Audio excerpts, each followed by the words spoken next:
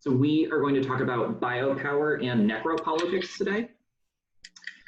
The first thing I want to say is that the majority of this elective is going to focus on the kind of theory components of these things, as opposed to their applications in debate.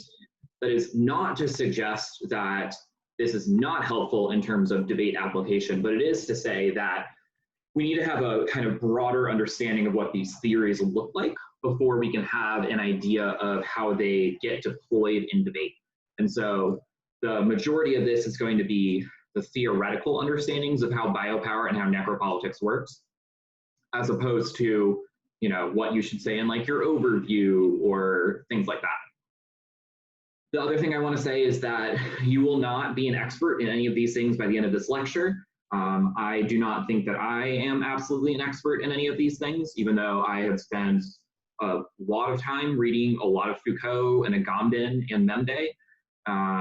But I do hope that this gives you a broad idea kind of what biopower and what necropolitics are, and so you can at least feel comfortable engaging in these debates. So we're going to start with biopower before moving on to necropolitics. And the reason for that is that you really have to understand how biopower works in order to then understand how necropolitics works, because necropolitics is kind of an offshoot of biopower. So biopower is this idea developed by this French guy named Michel Foucault. And he first introduced it in his book, The History of Sexuality, Volume 1. He talks about it in the very, very end of this book. It's like literally the last 10 or 15 pages. And this is where he introduces it for the first time. He has a lecture series sometime after this book where he talks about it even more, but this is the place you'd want to start if you are interested in reading about this. And here he defines biopower as, and I quote, the ability to foster life or disallow it to the point of death. I will repeat that. Biopower is the ability to foster life or disallow it to the point of death, which we will get more into in a second. But biopower, what you need to really know is that it is kind of a rationality or a way of making sense of the world or a way of making sense of things around us. So when I say rationality, I mean it is kind of almost the things that something that we presuppose before we then go and try and know more things about how the world works. So biopower is a rationality, and it's a rationality that focuses on the management of life itself. So it is a rationality focusing on the management of life itself. It's about how should we live life, how should we act, how should we be. So for Foucault, biopower is distinguished from sovereign power. So sovereign power is the kind of rule of law, right? This kind of top-down decree from the rulers of a country or a society, civilization that says, here's what you must do or there are legal consequences. Foucault instead says that biopower is about regulation via norms. About regulation via norms. So it's about what you should do rather than what you must do in kind of a legal sense. So it's about what you should do rather than what you must do. And biopower becomes more about managing populations as opposed to just managing individuals. It does also, to some extent, operate on kind of the individual level, but it is about managing how groups of people work. So Foucault says that biopower, the turn towards it, is the reason why statistics and calculations and risk logics are created.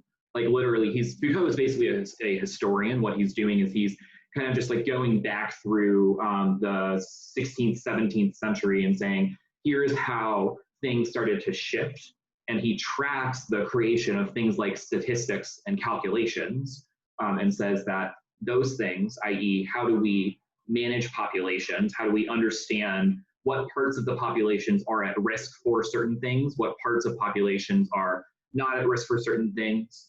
That is biopolitical. That is how kind of some of the first instantiations of biopower itself. Right, so questions of what are the chances of possible future things occurring and how do people actually manage those risks? Foucault says that those are biopolitical questions. And then, importantly for Foucault, from this idea of biopower, right, this kind of management of how life works, there are then a whole bunch of norms and regulations that kind of pop up. So Foucault uses the terms technologies of power and another term institutions of knowledge to talk about these things, which I'll give you 3 examples that he talks about, and I think they will help you kind of understand what he means by these terms.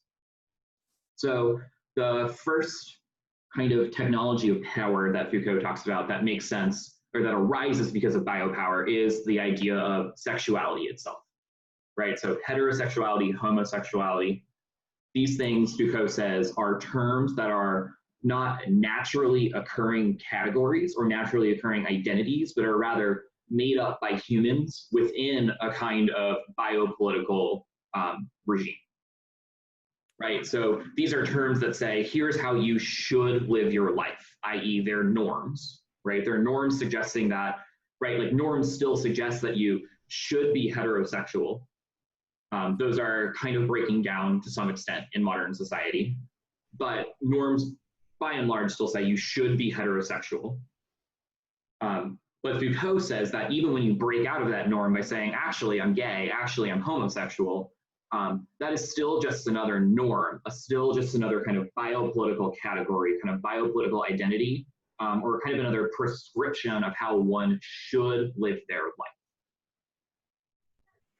And when I say that Foucault says these things are made up by humans, he's not literally saying that like attraction is literally made up by humans, right? Like you may be like naturally, I'll put that in quotes, attracted to guys or attracted to girls, but the identity, the very essence of the idea of using that to define who you are, right? To use the term to describe yourself as heterosexual or homosexual, that is made up by humans, right? Foucault says that in roughly the 17th century, we have a turn towards basically wanting to talk about how sexuality works, right? This turn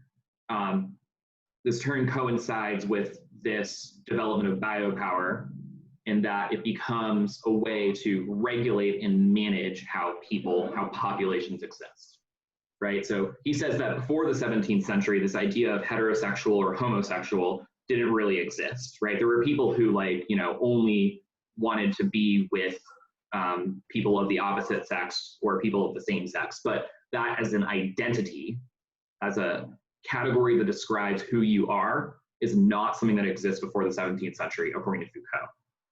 Because the development of biopower, this idea of we need to regulate and know all of the intricate facets of life, creates the kind of need to describe people's sexualities. Someone asking a question, or someone's mic is just on, I think. Okay, so that's example 1, sexuality. Example 2, healthcare. This idea that you should get vaccines, you should go to the doctor when you're feeling sick, you should wash your hands to prevent COVID and prevent the spread of germs, disease. Those are norms, those are biopolitical, they're norms that decide how you should live your life, right? There's no like law that says if you don't wash your hands, you will go to jail, right? But rather there is a certain biopolitical rationality, right? A certain assumption that says you should wash your hands because that is the way that you should live your life, right? You should wash your hands, you should get vaccines, you should try and protect your health because that is what being alive means, right? So the entire healthcare industry, everything that like you've read about COVID, super biopolitical, according to Foucault. And then the third example I'll give you is about a little bit more topic specific. It's about the category criminal. So this term criminal, right? The very word itself kind of signifies a subset of the population to be calculated and managed, right? So to be described as criminal, like you as an individual can be described as a criminal, but that is an identity that puts you into a certain population of beings, right? Into a certain group of beings called criminal, right? And then you are understood as having the same kinds of characteristics as other people within that population. So, for example, the Drug Courts Act, very biopolitical, right? Because the point of the Drug Courts Act is, how do we manage the population of opioid users, right? How do we manage this population of people who are criminals, who are turning towards, or I don't know if turning towards is the right word, but a group of people who are addicted to drugs, right? How do we get them into the healthcare system and try and fix them so we can ensure that they are living life in the kind of correct and proper fashion?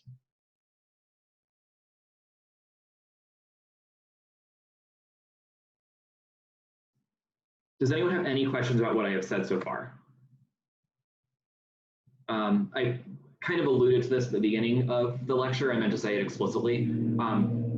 Because this is pretty theoretical, it's going to be, ask questions, please. Like, this is supposed to be complicated. And I will re-explain things, so. So no one has any questions at all so far? Okay. So you've probably started to, if you kind of understand what this idea looks like, for Foucault, biopower is incredibly expansive, right? There's a pretty good argument, I think, that just biopower itself affects literally everything, according to Foucault. Someone asked the question, is criminal an example of sovereign and biopolitical? To be criminal is to be, we'll explain this a little bit more in a second. But to be criminal, according to Foucault, is to be an object of biopolitical control and an object of sovereign control. But for Foucault, sovereign, biopower, different things.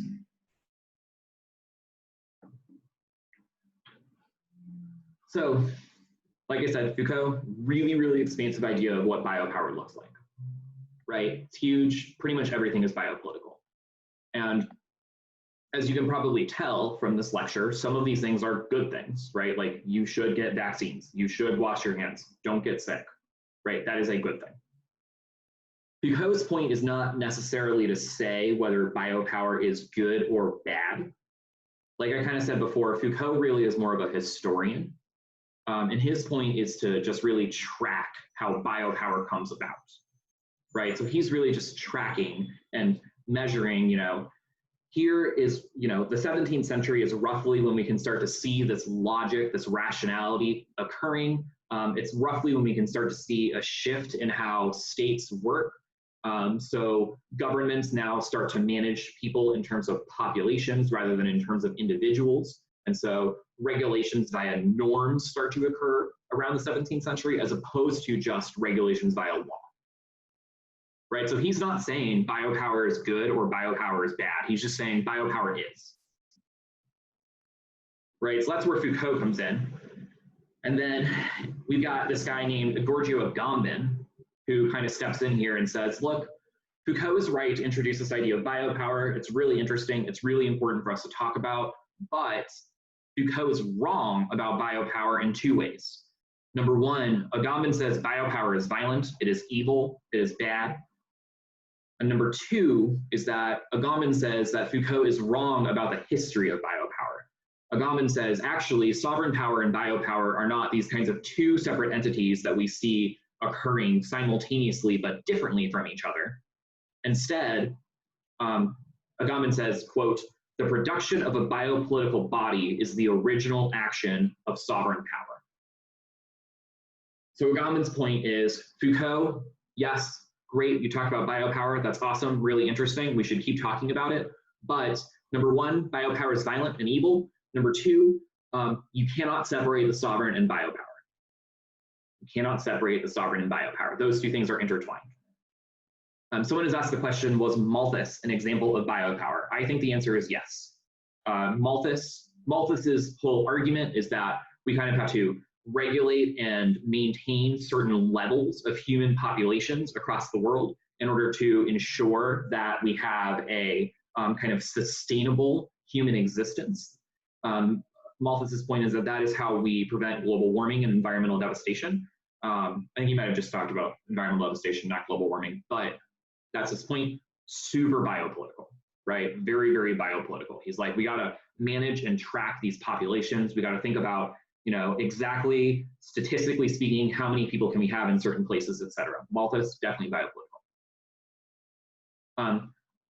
Flipping back to Agamben. So, like I said, Agamben steps in, is like, biopower is interesting, we should talk about it, but actually it's violent, and you cannot separate the biopolitical and the sovereign.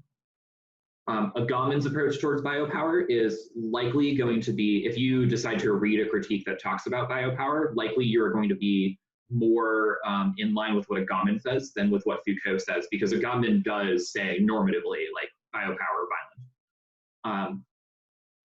And he says that, so he talks about Agamben talks about two different forms of life here. We've got bios, which is bios, which is, let me back up. We've got zoe, which is the first one, Z-O-E with like a little accent over it, which is this idea of bare life. So zoe is this idea of bare life, which is just kind of your like basic naked existence. Just literally you are alive and that is it. You have no value, you have no purpose, you just kind of are. The other form of life that Agamben talks about is what's called bios, which is what he calls political life. So this is life that is imbued with meaning, imbued with purpose, imbued with value. He says that because of the way that biopower works, zoe, or bare life, is defined as kind of the opposition to bios, or political valued life. Right, so he says that norms and laws combine to define what is outside of biopower, i.e. zoe, and that should be violently excluded. Obviously, there are different levels of intensity to this, right? So for example, you could be ostracized for not washing your hands. That might be an example of being excluded from kind of a biopolitical imperative. But that's different than being told that, you know, you have to be straight, or that you're a criminal, so you should be denied certain rights, or something like that, right? But those are all kind of examples of being oriented towards zoe, or this bare life, as opposed to bios, what Agamben says. So to repeat that real quick, Agamben says biopower is violent, that these kinds of norms, these regulations, also intersect with the sovereign power, right, i.e. laws, or kind of top-down regulations, what the government tells you have to do. Those two things intersect to create bios. So we've got that kind of political valued life. That's what biopower protects. That's what it is to have a biopolitical life. That is defined in opposition to zoe, or bare life, which is to be violently excluded. And that violent exclusion may be, it may literally be like, you could get killed because you do not follow laws, or you do not follow norms. Or it could be, you know, more basic, as in like, you know, you're kind of ostracized for something like not washing your hands. Agamben takes a lot of time to talk about Nazis in concentration camps, so I want to talk about that for a second here. So what's really interesting about what Agamben says about the Nazis is that when Nazis decided to develop concentration camps and exterminate Jewish people, gay people, various other groups, because they thought they didn't deserve to be alive, Nazis killed them in an effort to purify the population. So the purpose was not kill for the sake of killing, but rather kill for the sake of, we want to have like a kind of perfect Aryan race. And in order to get that, it is important, or in order to get that, we have to kind of weed out the pieces that are imperfect. So it's like the difference is that mass murder is not the impact, but it's rather the internal link to the impact of purity, if that kind of makes sense. Because Nazis were not really obsessed with death. They were really obsessed with life. They were really obsessed with bios and obsessed with saying there cannot be Zoe. Because as long as there is Zoe, it is infecting bios to the point where it is no longer perfect. What's really interesting about like the way the Nazis did this is that like Nazis were by and large vegetarian. Hitler was a huge animal lover, total vegetarian. Nazis had cutting edge anti-cancer treatments, which we actually have developed off of like Nazi technology isn't the right word. Nazi treatments for cancer are kind of the base for now our modern efforts at treating cancer. Like we started there. So yes, literally anti-cancer treatments came from the Nazis. Nazis also had the first like really massive anti-smoking campaigns. They were like, this is really unhealthy. You can't do this. It is bad for your body. So I bring up these examples to kind of suggest that Nazis really did care about health and life, just a particular kind of really perverted life. Sorry, perverted. When I say perverted, I don't mean like perverted in like a sexual manner. I mean perverted in like it is a perverted sense of life. It's distorted. It's a better way of putting that. Just a very, very distorted kind of life, right? And so they like had a really obviously atrocious way of getting there, right? But their point was not to say we should kill for the sake of killing, but rather we should kill for the sake of life was what they were arguing.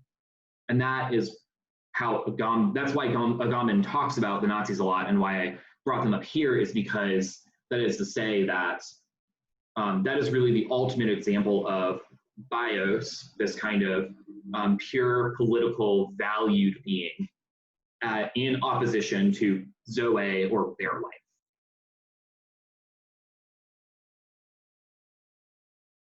Does that make sense? Do we have questions about anything so far? So what we've talked about so far is we've got the kind of Foucauldian sense of biopower, which is a more kind of neutral approach towards it, where Foucault is just kind of tracking how biopower has come about. He says that it arises in roughly the 17th century, and it operates via norms and regulations. Those norms and regulations may be good. They may also be bad. Foucault doesn't normatively say whether they are good or bad. He's just like, let's track those things.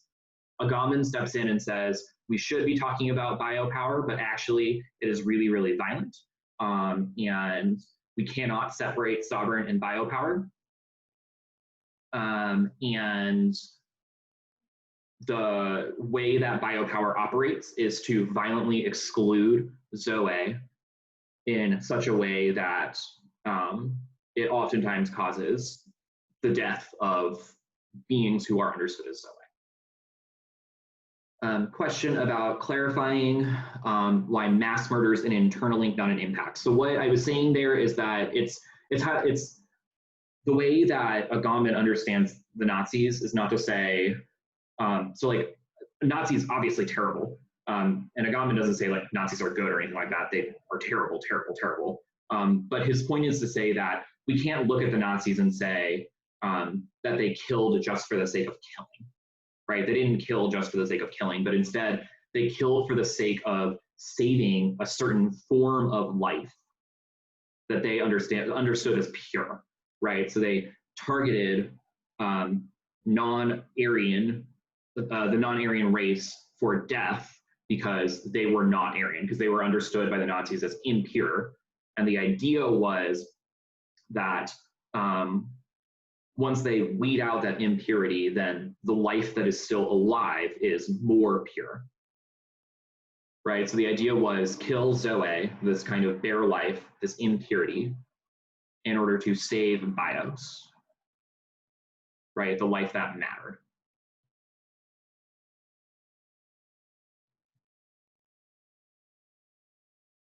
Someone has asked how Agamben's understanding of biopower compares to Deleuzian understandings of control society. I don't think I know enough about Deleuzian control societies to answer that question. Sorry.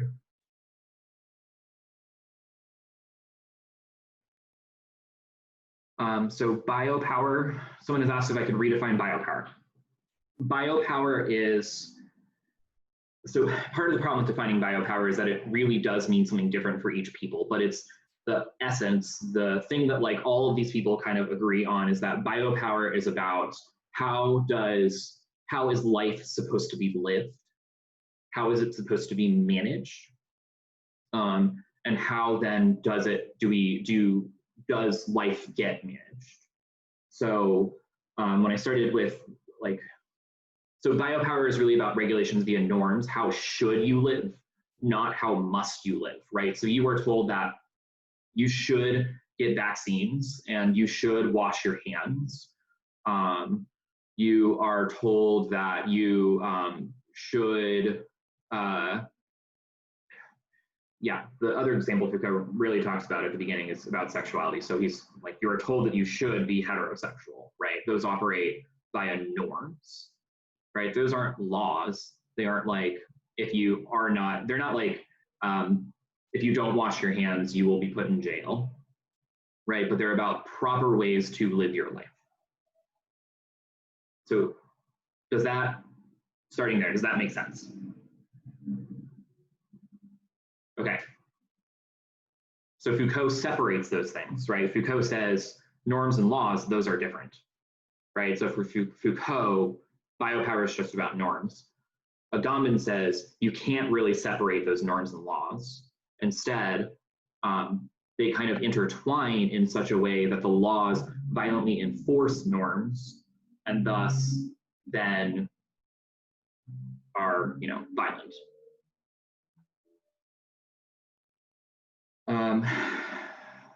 Does Agamben contend bare life alone is essentially perfect, or does it need other structures of life in order to function? Opposite. Bare life, Zoe, is the life that is to be killed in order to preserve bios. The kind of perverse, so the weird thing about this is that like, in order for bios to function, Zoe has to exist because you have to, like things are always in opposition to each other, right? In order for there to be like a perfect, here's how things should be, we have to know what things should not be, right? So for the Nazis, in order for there to be a perfect Aryan race, there had to be something that was not a perfect Aryan race. But the point of what Agamben's saying here is that when taken to its extreme, biopower is used as a way to take that norm and say, that is so perfect that we have to eliminate everything that is not that. I thought the Nazis, I'm not answering that.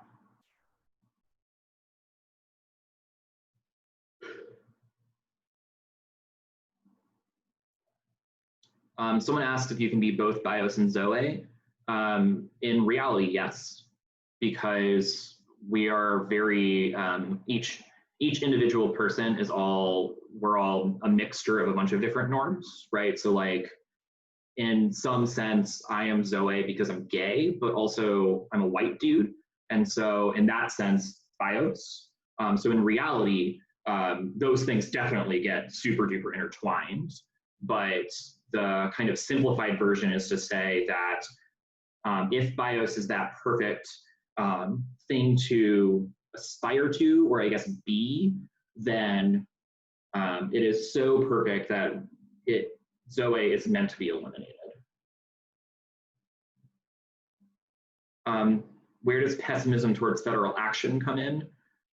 So theories of biopower don't really, okay, so Agamben is pretty pessimistic towards biopower, right? Because his point is to say that states are biopolitical and biopower wants to violently erase Zoe.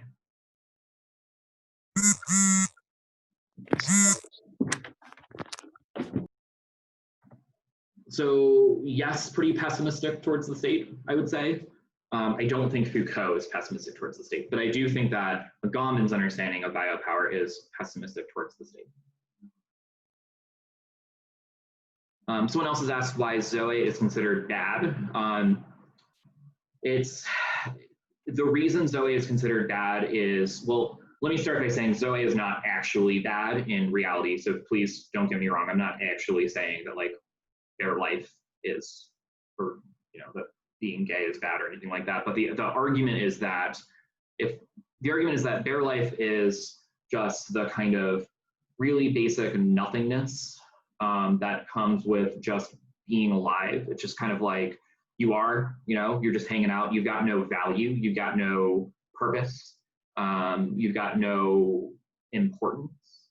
And so the way that these norms would operate would be, in the sense of sexuality, for example, would be to say that bios, or perfect pure life, would involve people who are heterosexual, right? Which means that not bios, i.e. Zoe, would be not heterosexual. So it is then to say that by that logic, the assumption of valuelessness would be things that are not heterosexual. Again, I don't obviously believe that those things are true, but just that's what the argument is. Could there be an argument from the abolition K that the carceral system is biopolitical and push prisoners to those in the system to Zoe? If so, how would that look? Yes, absolutely. The reason why I think it's important to learn about biopower for the purpose of this topic is because the way that the criminal justice system works is incredibly biopolitical in any of these senses that we're talking about here, because even if it works via norms, for example, right? There are certain expectations for people who are placed into the category or the identity prison or criminal or drug addict. But then there's also the kind of violent imposition of the law that then forces those things to be oftentimes death. So yes, I definitely think that you can say that the carceral system itself is biopolitical. And that's why I gave that example before about, I briefly talked about this, but this example about the Drug Courts Act is definitely very biopolitical, because it's about regulating and maintaining populations of opioid users. Right, it's like we have a population of opioid users, we have a certain amount of people who have these characteristics of using opioids, and so how do we control them?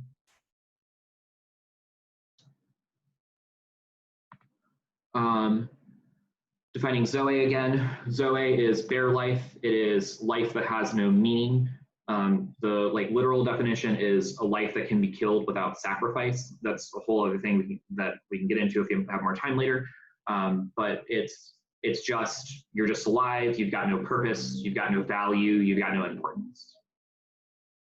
And it is the opposite of bios. Yes. Necropolitics is different. We will get to that in a moment.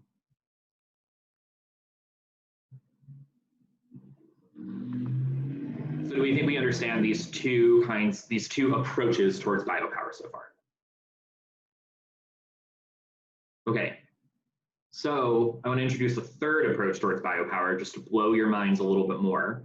So if we've got Foucault as a kind of neutral biopower, we've got Agamben as a kind of negative biopower, and then there are what we call affirmative biopower scholars. When I say affirmative, I mean affirmative in this instance means productive or valuable. It could mean good. It doesn't necessarily mean good, but it means productive. So it's more, these affirmative biopoliticians think that biopower can be used to create change, right? Foucault's like, biopower is, it always is, even if you try and escape it, it just kind of recreates itself and you end up being back within biopower. Agamben is like, biopower is terrible, it's killing people. It also, again, kind of replicates itself. Affirmative biopoliticians say, biopower can be bad, it can be good, it can be neutral, but it can certainly be used then to create change. So I'm going to give you two brief examples of affirmative biopoliticians. The first one, or I guess they're more like ideas than people, but the first one is this idea of what's called the multitude, which is developed by Hart and Negri. I don't remember their first names right now. Antonio and I don't remember. Hart and Negri, and then Verno is the other person who talks about this a lot. This idea of the multitude, which is kind of this abstract configuration of the masses. So you can almost kind of think about it like the revolution in like a Marxist sense, like all the proletariats get together and fight back against the system. It's not quite the same thing, but it's pretty similar to it. But the purpose of the multitude is to say, we've got this collection of people, this group of people, and they will ask the question of what are we capable of and how do we go about changing the world? And then how do we go about doing that? How do we go about, changing things? This is pretty biopolitical because it's about a population of people, right? Remember, biopower is the reason why we have this idea of populations, right? So the multitude is very biopolitical. But it is to say, basically, like, how do we get people to revolt? Right, so that's almost kind of the like, almost in a way like a social movement-y kind of thing. So that's the multitude. Second example I wanted to provide here is this idea of biological citizenship. Biological citizenship, which is an identity developed based on a biopolitical category. So one of the things that we've been talking about is that, really there are a lot of identities developed because of biopower, right? The identity heterosexual, the identity homosexual only makes sense within a lens of biopower because we've assumed that there can be populations or groups of people defined as heterosexual or homosexual, right? Biological citizenship is this notion that we can take some of those identity categories and use them to coalesce groups of people and create change. So a really common example of this is the identity HIV/AIDS victim or HIV/AIDS survivor was a category that only made sense. It's a category that only makes sense within a biopolitical rationality, right? Because it's a group of people who have, or a population of people who are characterized by having that disease. Direct AIDS activism in the 80s and 90s could coalesce around the category HIV/AIDS victim. And that was how they created ethical demands and created change, right? That was how those protests worked. If you're really taking the theory of biopower seriously, then you could also say that like the category, the category of Black Lives Matter is a instance of biological citizenship because people have kind of coalesced around this idea of Black life and said, how do we use that signifier to create change? How do we use that concept to create change? So, I mean, that example is probably less popular in debate because it's Foucault does say that race itself is created because of biopower. That is not the same thing as a whole bunch of the anti-Blackness scholars that we read in debate who take a much more radically pessimistic orientation towards it. But that is an argument that could be made. So affirmative biopoliticians say, biopower might be good, it might be bad, it might be neutral, but it can be used to create change. And the two pretty common affirmative biopolitician ideas, I guess, is this idea of the multitude, which is kind of this abstract configuration of the masses that says, what are beings capable of? How do we change the world? And this idea of biological citizenship, which says, here we're revolving around a particular identity that only makes sense because of biopower, and how do we use that to create change?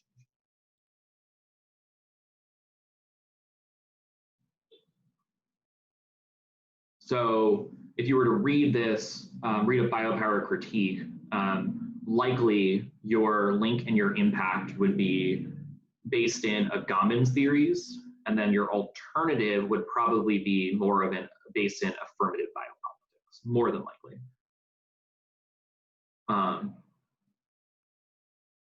Yeah. Questions? Any questions about biopower? Any of the 3 categories we've talked about, or what biopower is generally? Wouldn't biological citizenship lead to things like nationalism?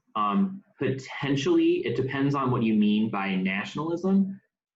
Because like biopower is not why we have the idea of nation. Well, depends on who you ask.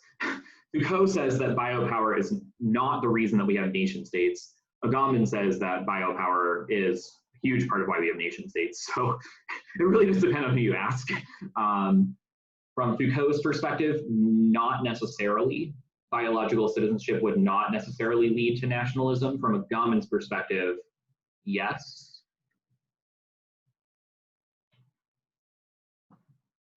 Yeah, I hope that answers your question. I can try and talk more about it if you want me to.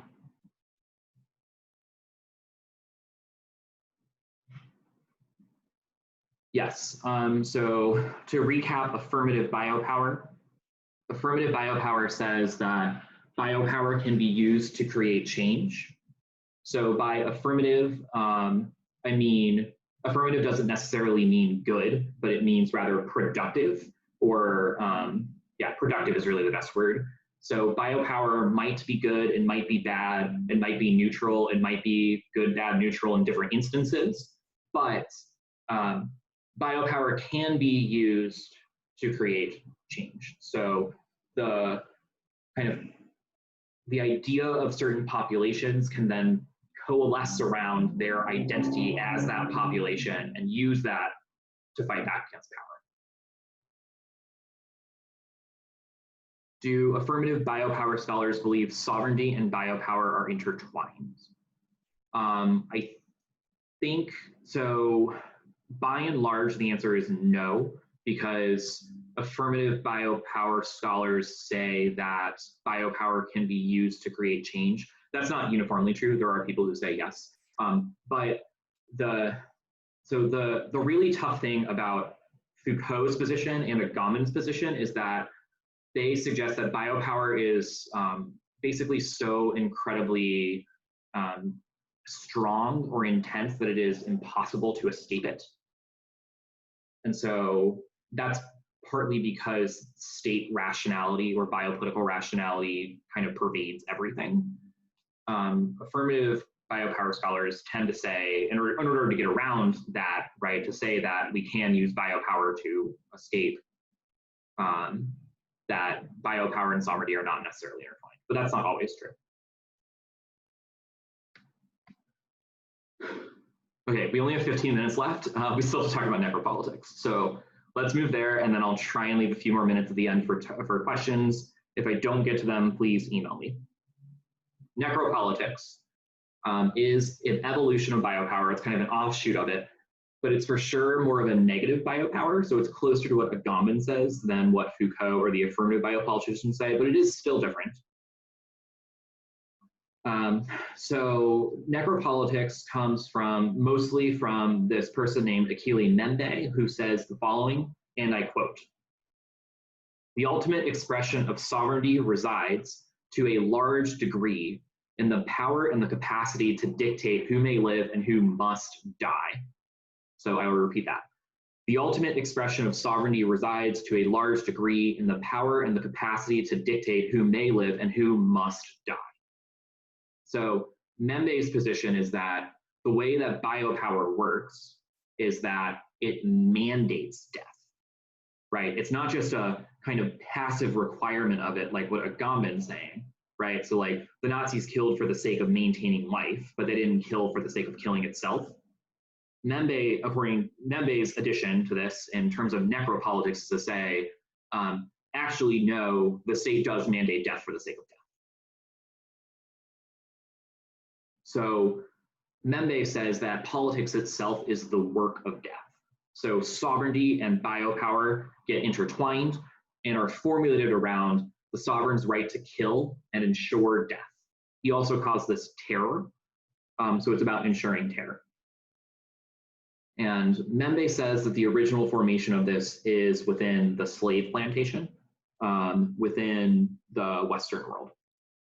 So the slave is, for Membe, is put into the position of three things, which is absolute domination, natal alienation, and social death, to the point that the slave is then no longer understood as human anymore, but is still kept alive for their labor power. So I'll try and unpack that a little bit. That was a lot. So the slave is understood as less than human, according to Membe, right? So a lot closer to Zoe, but it's almost, in a way, a little bit more radical than Zoe, because the slave is absolutely dominated, meaning that the slave is always put in a position where there's no freedom, there's no his or her or their own authority. Natal alienation means that they are taken away from their lands, taken away from their families, entirely separate, entirely closed off, entirely on their own. And then social death, if you are familiar with any kind of anti-Blackness scholars, pushes us more towards this category of less than being, and the idea is that it's death within life. So like they're quite literally biologically alive, but functionally almost epistemologically dead. So those three categories are absolute domination, natal alienation, and social death, which I will write in the chat real quick because those are big words.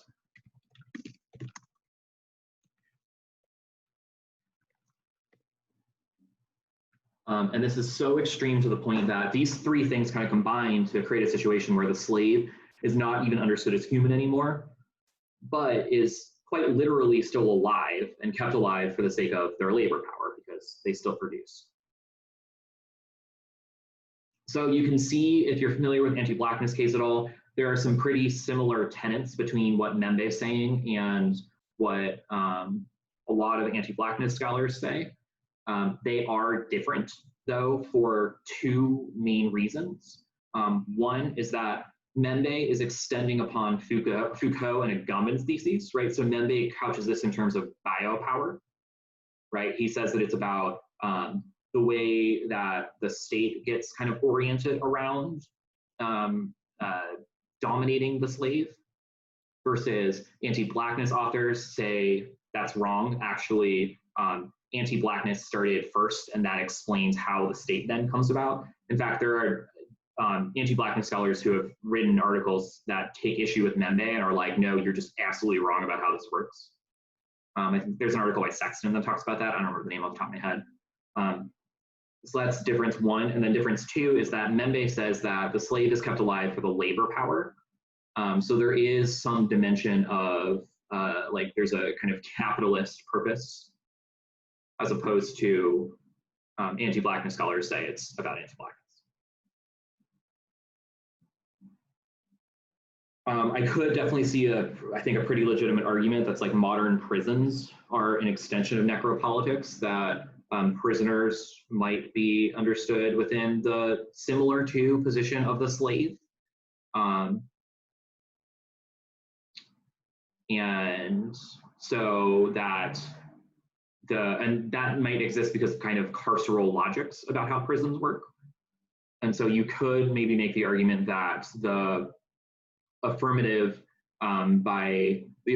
is kind of replicating these necropolitical logics by tinkering with the system, as opposed to just, tearing it down, burning it down, whatever you want to say.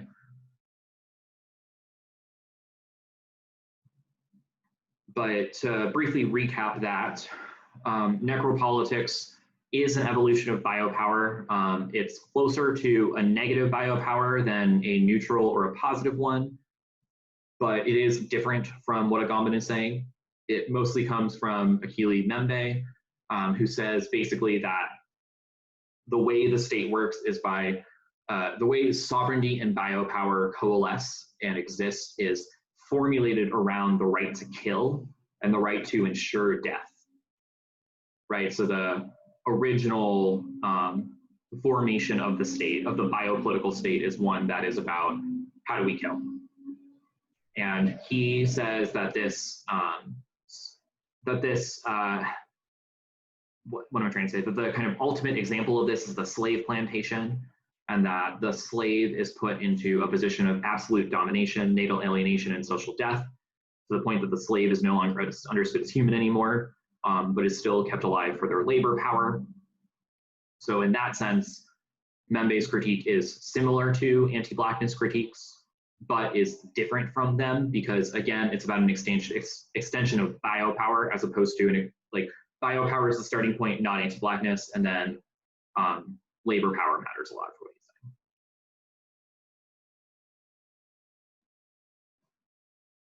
saying. Okay, what questions do we have about necropolitics?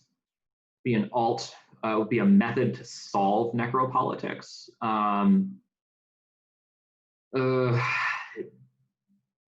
You would have to, I mean, it would have to involve just no more sovereign, because the way that the sovereign functions is revolving around this right to kill, this necessity to maintain this idea of the slave. I don't know if that necessarily like solves necropolitics per se, but I think the like most basic example of an alternative would be just like destroy all semblances of sovereignty. Someone asks, would it be anarchy? Potentially. So Membe doesn't like spend, so like the thing you have to understand about most critical theorists is that most critical theorists don't spend a lot of time explaining what the world looks like instead. They're more like, here's what is happening, here's the problem. So it could, I could see a world where you could argue that that is anarchical. I could see a world where a rejection of necropolitical logic might resolve any concerns with anarchy. But like I don't really feel comfortable saying like yes would be anarchy, no would not be anarchy. So I think that's kind of a pretty complicated question that depends on what direction you want to take the K in.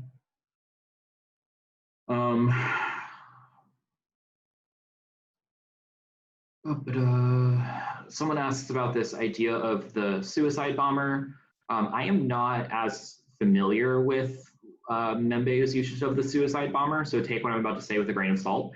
But my understanding of that is that it's kind of a radical move towards death in a way that aims at disrupting necropolitics. So it is to say that if necropolitics is about the state's ability to kill, then when an individual takes over their own ability to kill, or their own ability to kill, then they have disrupted the state's ability to have that power themselves.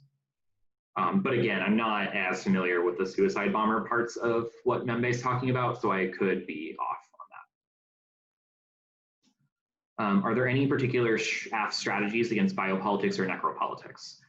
So part of why I wanted to introduce the 3 different kinds of biopower before we got to necropolitics is because I think a really important affirmative strategy against this critique is to say that the negative is wrong about how biopower works.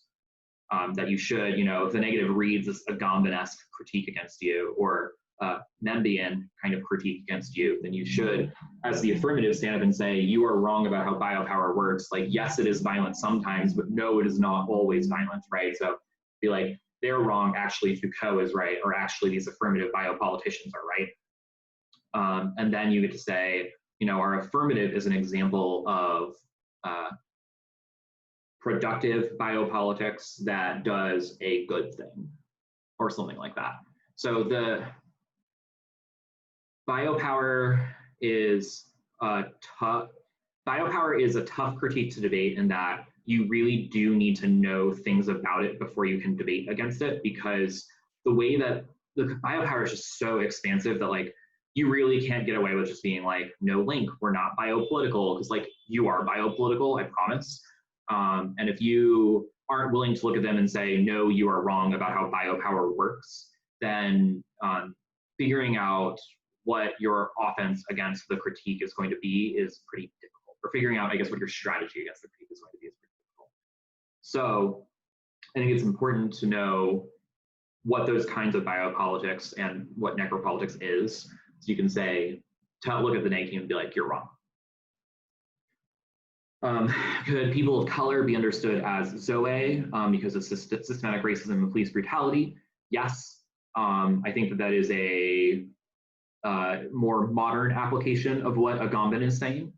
And I think that might even be a way, in a sense, a way of reading what Membe is saying, right? Membe, I maybe should have made this clear before. Membe's position is not like, okay, you know, the sovereign is formulated around the right to kill, and that is from the slave plantation. And then he's not then just like, oh, but there are no more slave plantations, so don't worry about it, right? Membe extends that thesis into modern reality and says, by the way, this is, you know, oftentimes the way that the position of people of color, or Black people in particular, are treated by the state. And so, yes, I definitely think you can make an argument that people of color could be considered Zoe in Agamben's terms, or still considered the slave in Membe's terms. Or kind of an object for biopolitical control, maybe in Foucault's terms. Yes, definitely.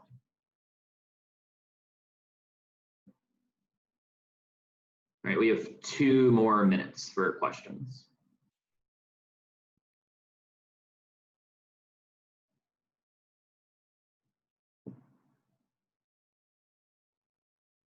Is there literature that I would recommend to you? Yes. So for Foucault, you would want to start with, so there's a really great article that talks about biopower generally. It's a little bit easier to read than Foucault or Agamben. It's called Biopower Today by Nicholas Rose and Paul Rabenau. I'm writing that in the chat. If you are interested in biopower, I would start by reading that because it's very clear, and it's very clearly like, okay, here's what Foucault says, here's what Agamben says. Rose and Rabenau are affirmative biopoliticians, so they are, that article doesn't necessarily talk about their like alternative, but they are the people who invented this idea of biological citizenship. So that would also be a good place, like reading some of their stuff. And then Achille Membe has an article called Necropolitics written in, I want to say 2004. That would be a good place to start for understanding his theories. The authors for the positive affirmative biopolitics, the people who talk about the multitude are Hart and Negri, and then Verno. I will write their names in the chat, and I'm sorry that I don't remember what their first names are. I really should, because they're like pretty important people. But and then for biological citizenship, Rose and Rabenau, or Rabenau and Rose, so you want to look for.